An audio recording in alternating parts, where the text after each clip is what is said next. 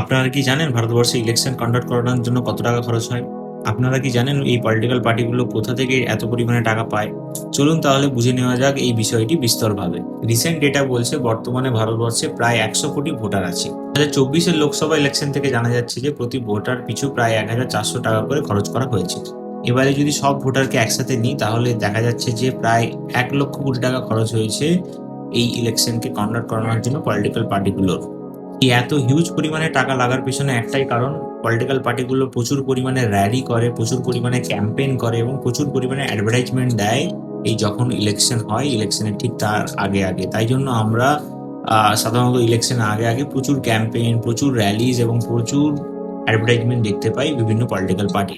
এবার আরেকটা প্রশ্ন আমাদের মাথায় আসতে পারে যে এত পরিমাণে টাকা কোথা থেকে আসছে, পলিটিক্যাল পার্টিগুলো বা ক্যান্ডিডেটগুলো কোথা থেকে এত পরিমাণে টাকা পাচ্ছে। বর্তমানে আইন অনুযায়ী পলিটিক্যাল পার্টিগুলোতে যে কোনো শিল্পপতি বা যে কোনো সাধারণ মানুষ যে কেউ ডোনেট করতে পারে।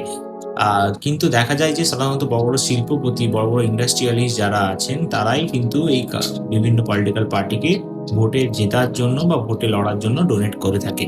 বর্তমানে এই ডোনেশন রিলেটেড বেশ কিছু আইন আছে, কিন্তু মজার ব্যাপার হলো এটাই যে পলিটিক্যাল পার্টিগুলোর কতটা পরিমাণে টাকা ডোনেশন নিতে পারে এই ব্যাপারে কিন্তু কোনো লিমিট নেই। মানে যে আইন আছে তাতে কিন্তু সেইভাবে কোনো লিমিট নেই যেখানে বলা হচ্ছে যে একটা নির্দিষ্ট পলিটিক্যাল পার্টি এর বেশি টাকা ডোনেশন নিতে পারবেন না। তার মানে পলিটিক্যাল পার্টিগুলো যে কোনো পরিমাণ, যে কোনো অ্যামাউন্টের টাকা ডোনেশন নিতে পারে, কিন্তু একটা লিমিট আছে, সেটা হচ্ছে ক্যান্ডিডেটদের জন্য।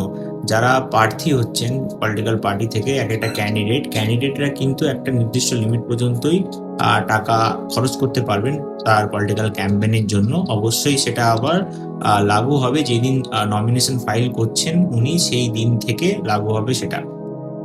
তাহলে এবার আপনারা বলুন, ভারতবর্ষে ইলেকশনকে আরো সুন্দরভাবে, সুষ্ঠুভাবে পরিচালনা করার জন্য নতুন কি করা উচিত, সেটা অবশ্যই আপনারা কমেন্ট বক্সে জানান।